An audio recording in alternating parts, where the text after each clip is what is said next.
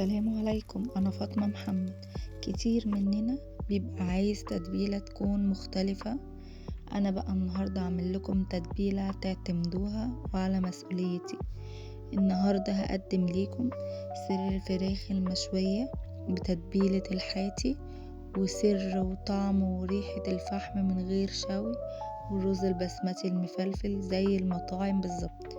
لو عجبكم الفيديو ما تنسوش تضغطوا لايك وتقولوا لي رأيكم في التعليقات، ولو لسه ما اشتركتوش في القناة اشتركوا وفعلوا الجرس عشان يوصل لكم كل جديد. يلا بينا نسمي الله ونبدأ في الفيديو بتاعنا.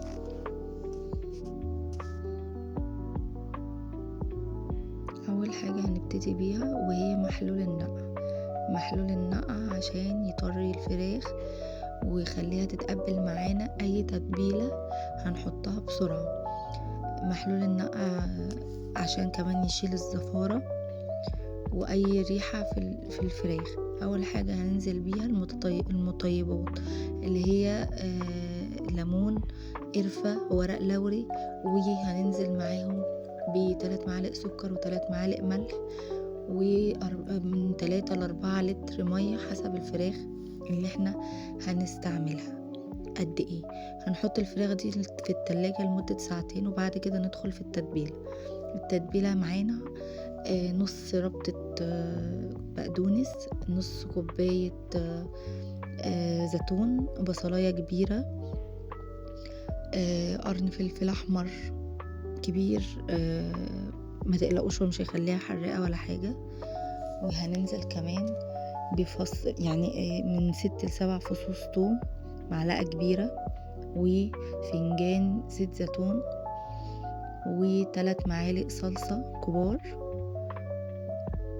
والبهارات بتاعتنا عبارة عن سماق، فلفل اسمر، بابريكا، كاري، كركم، بهارات فراخ، بصل بودرة، توم بودرة. من كل البهارات دي نص معلقة، ما عدا بهارات الفراخ معلقة كبيرة. هنحط بقى التتبيلة على الفراخ وهنسيبها لمدة 2 ساعة، ده اقل حاجة. هي المفروض تقعد تبات ليلة في التلاجة، بس 2 ساعة كويس. هندخلها الفرن على درجة حرارة 200،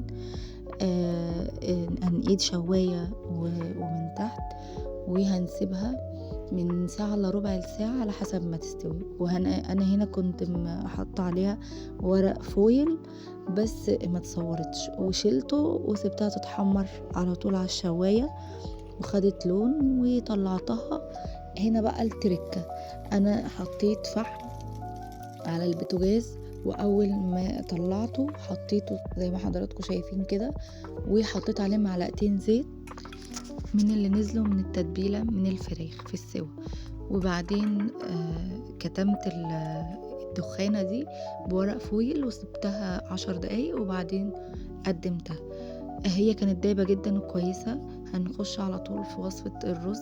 3 معالق زيت، بصلاية متوسطة مفرومة ناعم، هنقلبهم لما تاخد لون تبقى ذهبي كده. وهننزل على طول البهارات عبارة عن لومي، قرفة، ورق لوري، نص معلقة من كاري، كركم، زعفران، معلقتين من توابل الكبسة. انا هنا كنت عاملة 3 كوبايات رز. 3 كوبايات رز خدوا معايا 3 كوبايات مية. انا هنا حطيت المية كانت باردة وسبتها لما غليت. هنا بقى المفروض اشوف الملح بعد ما المية تغلي، لاني بهارات الكبسة اوقات بيبقى فيها ملح، فانا بظبط الملح على حسب نوع البهارات اللي انا جايباه. لو نوع البهارات مفهوش ملح فالمقادير دي تاخد معلقة صغيرة ملح مليانة. بس لو البهارات فيها ملح مش هنحتاج ملح كتير يعني، دي هنظبطها. حطيت كمان قرن فلفل احمر، هو مش هيخليه حراق ولا حاجة، هو هيدي ريحة. وسبتها لما غليت، واول ما ابتدت تغلي معايا كده اديتها تقليبة وغطيتها وسبتها لما اتشربت زي ما حضراتكم شايفين كده.